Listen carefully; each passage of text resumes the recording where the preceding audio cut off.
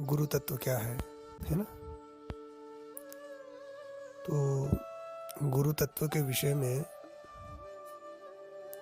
ये जिज्ञासा हुई थी कि गुरु का भी देहांत होता है कि नहीं, वो गुरु तत्व अमर कैसे है। ब्रह्मानंदम परम सुखदम केवलम ज्ञान मूर्तिम द्वंद्वातीतम गगन सदृशम तत्वमस्यादिलक्ष्यम एकम नित्यम विमलमचलम सर्वधी साक्षिभूतम भावातीतम त्रिगुणरहितम सद्गुरुम तन्नमामि। सद्गुरुम तन्नमामि, मैं उन सद्गुरु को नमस्कार करता हूँ। कौन से सद्गुरु, उनके उनका क्या विशेषण दिए उनके, तो बता रहे हैं एक एक करके कि सद्गुरु को मैं नमस्कार करता हूँ। गुरु पहले किसे कहते हैं? गुरु शब्द का अर्थ है गु शब्दस्तंधकार स्यात् रु शब्दस्तन निरोधकः अंधकार निरोधित्वात् गुरुरित्य विधीयते। गुरु शब्द में जो गु है, जो अक्षर, उसका अर्थ होता है अंधकार, और रू मतलब उस अंधकार को दूर करने वाला। तो अज्ञान रूपी अंधकार को जो दूर करता है उसे गुरु कहते हैं, उसी को सद्गुरु कहते हैं। ठीक है, तो वो गुरु के विशेषण दिए हैं कि वे गुरु कैसे होते हैं। तो कहा ब्रह्मानंदम, कि ब्रह्मानंद है। ब्रह्मानंद मतलब जो ब्रह्म है वही आनंद है। ब्रह्म मतलब जिससे बड़ा कोई ना हो उसे कहते हैं ब्रह्म। निर्तिशय बृहत्वाद ब्रह्म। और आनंद परम सुख, तो जो ब्रह्म रूप है और आनंद रूप है, अर्थात ब्रह्मानंद रूप स्वरूप है। एक विशेषण दे दिया गुरु का। फिर दूसरा कहा परम सुखदम। परम सुखदम मतलब परम सुख को देने वाले। परम सुख क्या है? कि जिसमें दुख का नामो निशान ना हो।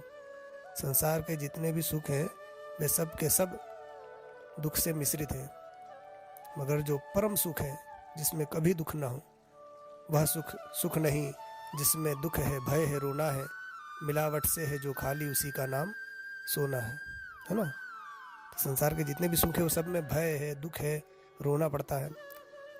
तो वो जो परम सुख है वो अपने आत्मा स्वरूप का ज्ञान, आत्मा जो है अपना वही परम सुख रूप है।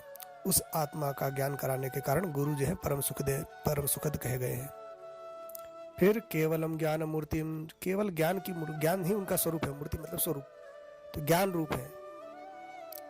तो केवल भौतिक शरीर ही उनका शरीर नहीं है, वो ज्ञान स्वरूप है गुरु, इसलिए उनका नाश नहीं होता कभी। गुरु तत्व जो है उसका नाश कभी नहीं होता है। और विशेषण दिया द्वंद्वातीतम, द्वंद्व से अतीत है। द्वंद्व क्या है? तो जितने भी सुख दुख और राग द्वेष, ठंडी गर्मी आदि जितने भी जोड़े हैं सब द्वंद्व हैं। इन सब द्वंद्वों से जो अतीत है, इनसे परे है, वो गुरु तत्व है। ऐसे गुरु तत्व को मैं नमस्कार करता हूँ। कैसा है गुरु तत्व? गगन सदृशम, गगन कहते हैं आकाश को, उसके सदृश है। मतलब जैसे आकाश सर्वत्र व्याप्त है, पूरा है ना, कितना सूक्ष्म है और सब जगह है, ऐसा कोई स्थान नहीं है जहाँ आकाश ना हो। इसी प्रकार गुरु भी ऐसा कोई स्थान नहीं है जहाँ गुरु तत्व ना हो। गुरु भी आकाश से आकाश के समान अर्थात सर्वत्र व्याप्त है। फिर तत्वमस्यादि लक्ष्यम, तत्वमसी आदि के का लक्ष्य है। तत्वमसी किसे कहते हैं? ये तत्वमसी साम वेद का महावाक्य है, वेद का महावाक्य है। इसमें 3 पद है, तत्, त्वम और असि। तत् किसे कहते हैं? तत् का मतलब होता है ब्रह्म, परमात्मा। त्वम मतलब तू, असि मतलब है। गुरु उपदेश देते हैं कि तत् ब्रह्म, त्वम अर्थात तू है, वह ब्रह्म तू है। तो ये महावाक्य का जो लक्ष्य है वह साक्षात ब्रह्म ही है। तो गुरु भी जो है वो साक्षात ब्रह्म है। तत्वमसी के आदि महावाक्य का जो लक्ष्य भूत है ब्रह्म, इसीलिए गुरु का कभी नाश नहीं होता। फिर कहा एकम नित्यम, एक है। एक क्यों कहा गुरु को? अर्थात उसमें किसी प्रकार का भेद नहीं है। भेद जो है 3 प्रकार से होता है, सजातीय भेद, विजातीय भेद और स्वगत भेद। जैसे एक वृक्ष है तो वृक्ष का दूसरे वृक्ष से जो भेद है वह सजातीय भेद हो गया। और वृक्ष का पत्थर आदि दूसरे पदार्थों से जो भेद है वह विजातीय भेद हो गया। और वृक्ष में ही अपनी शाखाएं हैं, फल है, पुष्प है, इन सब का जो भेद है, वृक्ष का अवयव में जो भेद है, इसको स्वगत भेद बोलते हैं। तो ये तीनों भेद जो है गुरु में नहीं है। गुरु तत्व में शरीर में समझ लो, जैसे शरीर है तो हमारा जो मनुष्य शरीर है तो दूसरे मनुष्य से हम अलग हैं, तो ये हो गया विजातीय भेद हो गया। और ये हो गया सजातीय भेद। मनुष्य का मनुष्य से जो भेद है वह हो गया सजातीय भेद। और मनुष्य का दूसरे पशु पक्षी वृक्ष या किसी पत्थर आदि जितने पदार्थ हैं उनसे जो भेद है वो हो गया विजातीय भेद।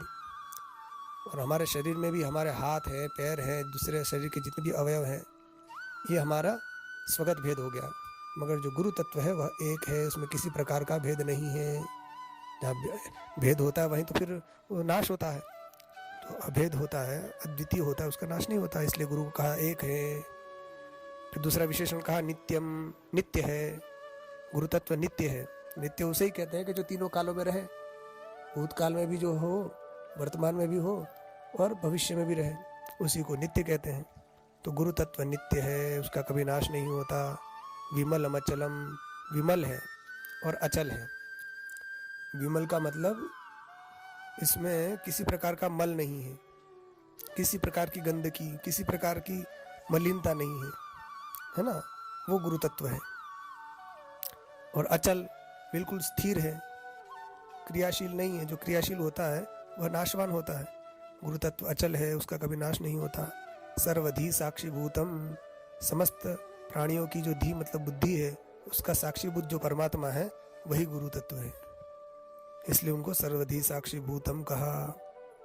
फिर कहा भावातीतम, गुरु तत्व जो है वो भाव से अतीत है। भाव जो होता है वो मन से होता है। तो गुरु तत्व जो है वो मन और वाणी का विषय नहीं है, वो इन सबसे परे है। जैसे ब्रह्म तत्व की जो बात आती है तो ब्रह्म तत्व और गुरु तत्व एक ही हैं, इनमें कोई भेद नहीं है। तो जितने भी भावनाएं हैं वे सब सीमित होती है। परिच्छिन्न जो पदार्थ होता है वही हमारा भाव का विषय बनता है। गुरु तत्व अपरिच्छिन्न है, इसलिए वो भाव का विषय नहीं है। इसलिए वो भावातीतम का क्यों नहीं है? त्रिगुण रहितम, जितने भी पदार्थ हैं तीन गुणों से सब व्याप्त हैं। तो तीन गुणों से व्याप्त जितने भी पदार्थ हैं वे भाव के अंतर्गत आते हैं। किंतु गुरु तो जो है तीनों गुणों से परे है, इसलिए वो भाव का विषय नहीं है। तीन गुण कौन कौन से? सत्व गुण, रजोगुण और तमोगुण। तो इन तीनों गुणों से परे है। जब सत्व गुण हमारे अंदर बड़ा हर्ष व्याप्त हो जाए, हमें बड़ी प्रसन्नता हमारी इंद्रिय में आ जाए, तो समझो सत्व गुण बढ़ा है। फिर जब दुख आने लगे, लोभ आने लगे, प्रवृत्ति बढ़ जाए, तो समझो रजोगुण आ गया। और जब आलस्य आने लगे, निद्रा आने लगे, तो समझ लो कि तमोगुण बढ़ गया। तो ये जितने भी गुण हैं ये सब प्रकृति के हैं। परमात्मा इन सबसे अरे परे है, तो गुरु तत्व भी इन सबसे रहित है, इसलिए उनको कहा त्रिगुण रहितम। ऐसे जो सदगुरु हैं, सत परमात्मा का ज्ञान कराने वाले जो गुरु हैं, उन गुरु तत्व को, उन गुरु को मैं नमस्कार करता हूँ। तो वस्तुतः गुरु और परमात्मा में कोई भेद नहीं है ना। तो वही गुरु तत्व और परमात्मा तत्व एक ही है। तो इस बुद्धि से जो गुरु की आराधना करते हैं और गुरु को ही अपना सब कुछ मानते हैं, उनके लिए संसार में कोई चीज़ दुर्लभ नहीं रहती। और गुरु की आराधना करने से परमात्मा अतिशीघ्र प्रसन्न हो जाते हैं।